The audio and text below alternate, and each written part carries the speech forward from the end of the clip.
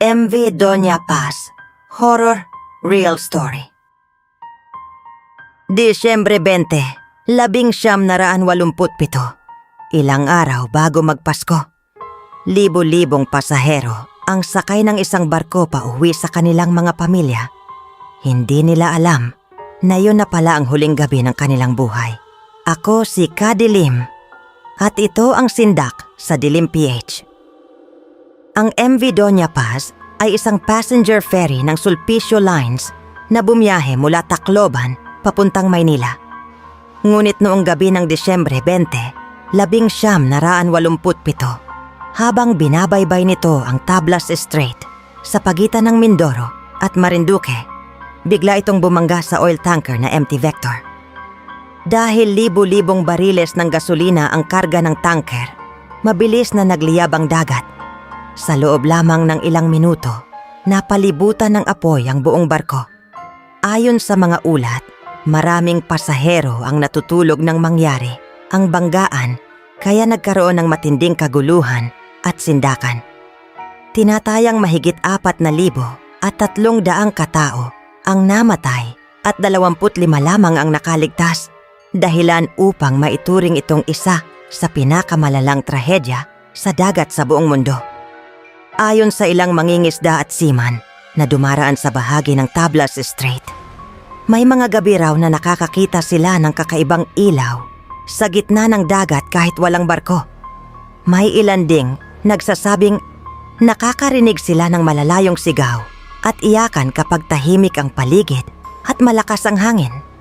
Isang mangingisda raw ang nagkwento na habang nangingisda siya madaling araw, may nakita siyang tila mga taong nakatayo sa ibabaw ng tubig habang napapalibutan ng mahinang liwanag.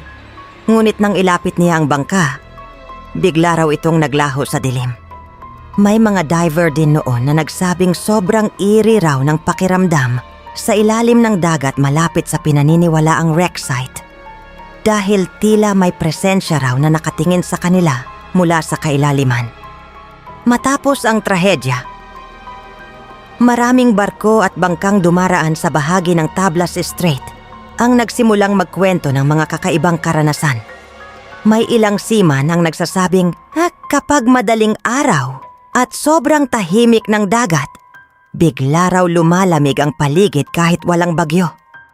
Isang cargo ship captain raw ang minsang nakakita ng tila isang lumang ferryboat sa malayo habang makapal ang hamog sa dagat. Dahil akala nila ay totoong barko ito, sinubukan nilang tawagan sa radyo. Ngunit walang sumasagot. Habang papalapit sila, napansin nilang tila madilim at walang ilaw ang barko. Ngunit ang mas nakakatakot, ayon sa crew, may mga anino raw silang nakitang tila mga taong nakatayo sa gilid ng barko habang nakatingin lamang sa dagat. Bigla raw nagkaroon ng malakas na static ang kanilang radyo, kasabay ng mahinang tunog na parang iyakan at sigawan ng maraming tao. Dahil sa takot, agad nilang iniwas ang barko. Ngunit ilang segundo lamang ang lumipas, bigla raw nawala ang misteryosong barko sa gitna ng makapal na hamog. May isa ring diver na sumama noon sa exploration malapit sa pinaniniwalaang bahagi ng paglubog ng MV Doña Paz. Ayon sa kanya, habang nasa ilalim siya ng dagat, pakiramdam daw niya ay may mga matang nakatingin sa kanya mula sa kadiliman. At habang iniilawan niya ang ilalim ng dagat gamit ang flashlight, tila may dumaan raw na anino sa likod niya. Pagahon niya sa ibabaw, nanginginig daw siya at ayaw nang bumalik pa sa kailaliman. Hanggang ngayon, marami pa rin ang naniniwalang may mga kaluluwang hindi pa rin tuluyang nakakaalis sa lugar kung saan nilamon ng apoy at dagat ang MV Doña Paz. Mga kaluluwang naghahanap pa rin ng pagkakataong makauwi. Lumipas ang maraming taon, ngunit hindi pa rin nawawala ang mga misteryosong kwento tungkol sa MV Doña Paz. May isang matandang mangingisda mula sa Mindoro ang nagkuwento na minsan daw habang nangingisda siya kasama ang kaniyang anak, biglang tumigil ang makina ng kanilang bangka sa gitna ng dagat. Tahimik ang paligid, walang hangin, walang alon. Ngunit maya-maya lamang, may narinig daw silang mahinang tinig ng isang babae. Humihingi raw ito ng tulong. Noong una, inakala nilang may nalulunod lamang kaya mabilis nilang tinutukan ng ilaw ang paligid. Ngunit wala silang nakitang tao. Habang umiikot ang ilaw sa ibabaw ng tubig, may napansin silang tila kamay na biglang lumitaw at muling lumubog sa dagat. Sa sobrang takot nila, pilit nilang pinaandar ang makina ng bangka. At nang tuluyan itong umandar, mabilis silang umalis sa lugar habang patuloy pa rin nilang naririnig ang mahinang iyakan mula sa dilim.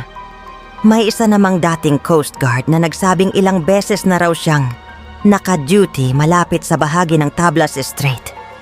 Ayon sa kaniya, may mga gabi raw na biglang nagkakaroon ng kakaibang fog sa dagat kahit malinaw ang panahon. At sa tuwing nangyayari iyon, may mga crew raw na nakakakita ng tila mga taong basa at nakasuot ng lumang damit na nakatayo lamang sa malayo. Kapag lalapitan nila, unti-unti raw itong nawawala parang usok. Dahil dito, maraming matatandang seaman ang naniniwalang ang ilang bahagi ng dagat doon ay may dalang mabigat na alaala ng trahedya. Isang trahedyang hanggang ngayon ay tila ayaw pakawalan ng karagatan. At sa bawat hampas ng alon sa gitna ng dilim, para bang may mga tinig na patuloy na sumisigaw, ngunit wala nang makaririnig pa. May isang kwento pa na bihirang ikwento ng mga matatandang seaman. Ayon sa kanila, ilang taon matapos lumubog ang MV Doña Paz, may isang maliit na rescue vessel daw na dumaan sa bahagi ng Tablas Strait habang masama ang panahon. Bandang 2:00 ng madaling araw, napansin ng isa sa mga crew na tila may mga ilaw sa malayo. Akala nila noong una ay isa lamang itong ordinaryong barko na nangangailangan ng tulong. Ngunit habang papalapit sila, napansin nilang kakaiba ang hitsura nito. Tahimik, walang tunog ng makina, walang signal sa radyo, at tila luma raw ang itsura ng barko na para bang galing pa sa nakaraan. Habang nakatitig sila rito, may nakita raw silang mga taong nakasiksik sa gilid ng barko. Basang-basa, hindi gumagalaw, at nakatingin lamang sa kanila. Biglang sinabi raw ng pinakamatandang crew, "Huwag kayong lalapit." Dahil ayon sa kanya, hindi raw normal ang barkong yon. Ngunit bago pa sila makalayo, biglang nag-flicker ang lahat ng ilaw ng kanilang rescue vessel. Kasabay nito ang malakas na static sa radyo. At mula raw sa speaker, may mahinang boses na paulit-ulit na nagsasabi, "Tulungan ninyo kami." Nanginginig daw sa takot ang buong crew. At nang muli nilang tingnan ang dagat, wala na ang barko. Tanging makapal na hamog at madilim na alon na lamang ang kanilang nakita. Pagbalik nila sa pantalan, hindi na raw muling nagsalita ang pinakamatandang seaman tungkol sa nangyari. Ngunit bago siya namatay pagkalipas ng ilang taon, may isa raw siyang sinabi sa kaniyang apo. May mga dagat na hindi lang tubig ang laman, kundi mga kaluluwang hindi pa rin makatawid.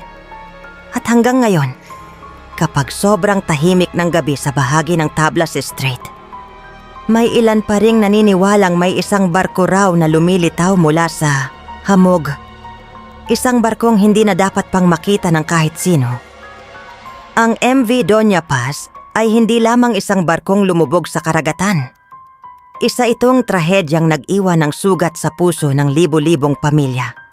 Hanggang ngayon, nananatiling misteryo at takot ang bumabalot sa ilang bahagi ng Tablas Strait. Mga sigaw na tila inaanod pa rin ng hangin. Mga aninong tila hindi pa rin tuluyang nakakaalis sa malamig na kailaliman ng dagat. At mga kwentong patuloy na ipinapasa ng mga seaman at mangingisdang minsang nakaranas ng kakaiba sa gitna ng dilim. Ngunit totoo man o hindi ang mga paranormal na kwento, iisa lamang ang sigurado. May mga trahedyang kailanman ay hindi malilimutan ng panahon.